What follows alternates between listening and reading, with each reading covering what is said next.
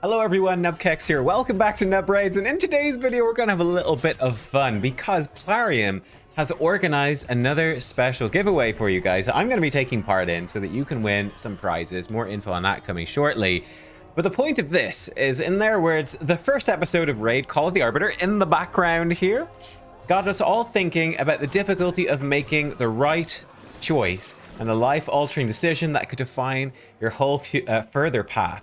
And what they want us to do here in this video and in the discussion is to talk about the moral underlining of GALEK's choice. So I was thinking about this, and it seems clear to me that from the video called The Arbiter and from what Plarium is saying, that they certainly believe GALEK's choice and they want us to think that GALEK's choice is the right one. Well, today I'm going to argue and show to you why GALEK actually making the wrong choice and is the villain of this particular episode. So yeah, without any further ado, let's dive in, shall we? Let's do it. GALEK, this is justice. These lands used to belong to the clans. We are reclaiming what is rightfully ours. As you say, Father. So here we go, the moral background to what's going on here, right? It's basically, that it's a real question in the real world if you look around as well, in terms of who has the right, who owns a particular piece of land. You look at like the history of colonialism in the world. All of this is very real stuff, and we've got no real reason to doubt Artak here, that this was Orcish land that was stolen from them, probably violently as well. They've got a pretty big right here to fight back. They do. So already Artak looking like the good guy, and GALEK, he's getting a bit stroppy about it, and we can't really see why. Bring the prisoners! Please, we're just farmers. This man led the human oppressors. He is responsible for the deaths of hundreds of orcs, as are his ancestors. For millions. So there we go. I mean, look at this right here. Now, what I'm saying here, absolutely, although he doesn't appear to be, someone in charge and in power, that's sort of inferring things from our own world. This is, the fantasy world. We don't know exactly what the leader here would look like. So Artak says this guy was leading the humans and killed hundreds of orcs. We've got no real reason to doubt that. After all, he could easily as well, even if we are right about this looking kind of like, oh, maybe he does look a bit like a farmer, could easily be in disguise. Let's be honest. Artak here, he's leading a pretty big army. They definitely saw it coming. Could easily be the leader, dressing up in normal clothes, attempting to make an escape here ahead of this inevitable army of orcs, right? Oh, yeah, they actually got into the city. They're destroying it. Let's go escape plan. So even there, it's kind of like either way, this could easily be as Artak says. On top of this, right, look at Artak. Okay, what do we know about this guy? Number one, he's kind of old, right? How do you get old when you are, they're warriors. It's a warrior clan. These orcs are clearly fighters. To survive that long, obviously a bit of luck is involved, but you have to be skilled and you have to have a lot of wisdom, right? You got to have those things together. You also look at this. They have, if we go back to the start here of this video, like, the orcs have successfully, he has led an army that has successfully assaulted and taken a massively fortified settlement. So he clearly is extremely skilled, extremely competent, well-informed, a great planner. So yeah, when Artak says, yeah, this dude, this is the bad guy, right? This guy did this stuff. Why would you doubt Artak? This guy knows what's going on. This guy is really good at his job. Seems pretty likely that it is actually true, right? GALEK is doubting it though, you see, and this is where those seeds of doubt set in. Why is GALEK so skeptical here? Seems pretty unfounded for me. On the one hand, we've got Artak, we've got this experienced, competent, older, wiser orc, and then we've got GALEK. He's young, he's hallucinating these images of glowing blue women in the sky, probably on drugs. It's not looking good for GALEK. Let's put it like that. Let's see. So Artak executes him. Again, like by our standards, like I live in Ireland, capital punishment isn't a thing. but in like plenty of historical places it has been, and this is a fantasy world. Capital punishment in their world, like if this guy has murdered hundreds, might actually be a very reasonable thing for their culture, right? This might be something that should be completely normal to GALEK. Should be like, yeah, absolutely, of course. Murdered hundreds of orcs. Capital punishment is there for someone who murders one orc. That's the way it is here. He's killed hundreds, obviously. Not a big deal, right? This human too bears responsibility. So at this moment right here as well, it's obviously implied that, this baby, it's her baby, feel sad for her. But again, like, we don't actually know this is true. How can GALEK know for sure that this is her baby? He doesn't know for sure. This could be anyone's baby. I mean, the baby is blonde hair. She has blonde hair. That's true. But I mean, look at her eyebrows. She has dark eyebrows. This is dyed hair, maybe even a wig. This woman is clearly, again, it makes it very likely to me that it is actually, these are the leaders of this town dressing up as common folk to try to escape unnoticed. It makes it very likely. Even, one of them, she has blonde hair now with this wig. The father, if we look back at him, he had dark hair. The baby is blonde. Between each of them having both dark and light hair, they can kind of cover anything. She's just taking up a random baby and is saying it's hers, looking for sympathy. That's what I think is going on here. Because, I mean, how can you even tell? Like, what would a baby do if someone who's not their mother is running away with it? They're going to cry. What is this baby doing? It's crying its eyes out. So, looking pretty suspicious, right? Pretty suspicious, if you ask me. And again, no reason here to doubt Artak. No reason. And how would GALEK even know? How would GALEK even know what is true or what is not here in this circumstance? Now, this is the moment here, guys. And look at this. Let me rewind. Absolute brutality. Can you believe it? Oh my God, I didn't even pause it. We'll have to watch it. I'm sorry. You have to watch that 3 times in the row, and I still can't pause it at the right point. So up to this moment, we've really, I think, been led to question this narrative. This even seems like perhaps a GALEK retelling this story. It seems like a very biased narrative, and certainly it's hard to justify being on GALEK's side. And then suddenly, I think we see this is where the real evil starts to rear its head, right? Look at this. Cold-blooded murder. I'm making you watch it a 4th time. It's just shocking. This is the biggest shock of the whole video. Murder of his friend, of his comrade, standing right there.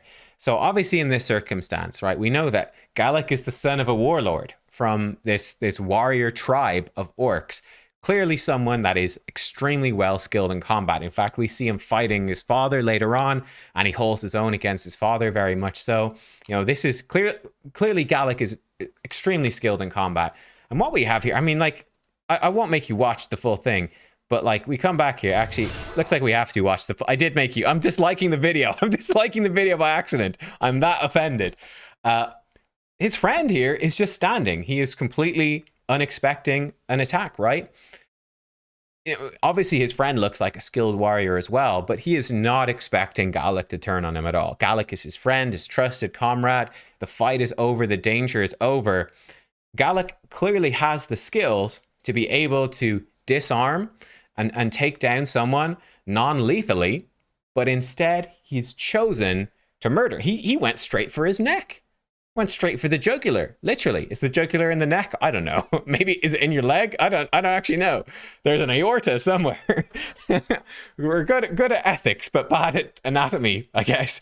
Yeah, this to me, this is where the pure evil comes out. And like, I'm even looking back at this, and look at this, like, what is going on in GALEK's head right now? Look at this. Poor old Frank. We're calling Frank over here in the corner. He is standing. He's not doing anything. He has no idea. I mean, maybe Frank, maybe he married unrequited love of GALEK's life. Her and Frank happily married. GALEK always wanted her. Now he's getting revenge. Maybe Frank beat him at cards last night. Who knows what is going through the head of this evil, sadistic killer? Like, look at this. But I think that is what is going through GALEK's head right now. He is thinking, this is my chance. Frank is right here beside me. Frank has no idea that I could attack him. I can take him down, and I can just... Look at this. He makes the decision, and boom, Frank is dead. Like, look at that right there. Another one of the orcs, now aware to the danger that this psychopath poses, GALEK is able to take her down non-lethally. I think even if we go further in the video here, when he fights his father, right, GALEK is able, let's see, look at that. You see? Again here, GALEK is able to take down his father non-lethally. GALEK is clearly very skilled, very able to do that. But what has happened here with Frank? Honestly, this is the biggest shock of the video. Justice for Frank. That's what we need. Justice for Frank. Son, what are you doing? Look at the shock. You know, this is another thing. Artak, throughout the whole video, he's basically calm, cool, and collected. The one moment where he gets properly emotional is seeing this brutal murder occur from GALEK out of nowhere. His son has snapped. He's gone crazy. He's just murdered somebody out of the blue. That's the one moment where Artak is suddenly taken aback and doesn't know what to do. Doesn't know what to do. Skipping on ahead to the end, guys, of this video. This is where we see, like, Evil 2.0 coming up here, right? So his father is holding the boat. It looks like he can't escape. GALEK, to be fair, he tries to stomp on his hand a couple of times. At this point, right? At this point, GALEK realizes father's too strong. GALEK realizes, okay, I'm going to need the axe to get rid of him, right? I'm going to need to use the axe. What would a normal person do here? A non-psychopath. Raise the axe and say, Father, I mean, this is his father, right? Father, I'm gonna cut off your hand if you don't let go. Here it comes. What's his father gonna do? His father's holding onto the boat. There's nothing he can do. And what does a second or two matter? It's what any normal person would do, right? Is give their father a chance to let go. Give anyone a chance to let go rather than maim them. What does GALEK do? Not that. Not that. GALEK, straight in, gives his father no time to react. Again, you know, even if his father doesn't want to let go, you say, I'm going to cut you off if you don't let go. And then you swing. As soon as you see that swing coming, you're letting go, right? There's no way you're going to hold on and hope that he misses. Of course, you're going to let go. GALEK makes his attack so swiftly because he wants to actually, you know, do harm here. He's not looking to just escape. He's actually out at this point now. He's killed Frank, and now he's trying to kill his dad as well. That is what is going on, which is, again, yeah, this is where you have to see it, you know, not from the narrative that Plarium is spinning here. You got to see what is actually going on and the evil that is occurring here within the mind of GALEK. Look at this. Look at this face. Look at that smug satisfaction. Frank is dead. Dad lost his arm. I've done a good day's work here. GALEK is happy. He's delighted with himself. It's just disgusting. Disgusting behavior and absolutely abhorrent. So yeah, that is what's going on here, guys. I think a really interesting thing. So if you want to take part in this giveaway, what you have to do, right? You can also check out the Discover the Lore series that they've opened. Let me click on that one here. Open up. Again, it's very short. I actually did watch it, and it's very cool as well. This is the raid called the Arbiter Discover the Lore, Episode 1, GALEK and the Orcs, so you can learn even more about the very real, you know, historic injustices that Artak is actually fighting. You can also read about it with the lore of Artak, GALEK, and I think Warlord as well, in-game. It has some pretty good lore about it.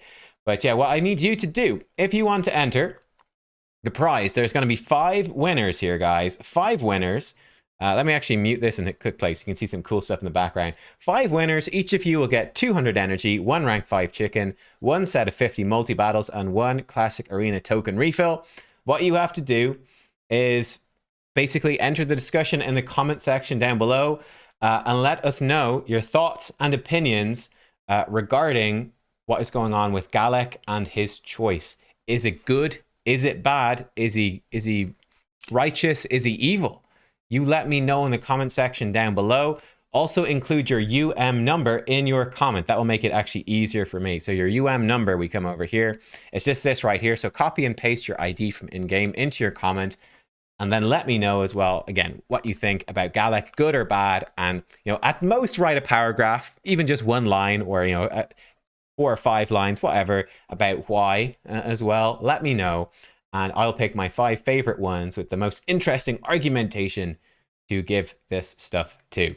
And yeah, that is what we're going to do. So I hope that you enjoyed. I hope you found it interesting. Yeah, don't listen to Plarium's lies. I'll see you all next time. Goodbye.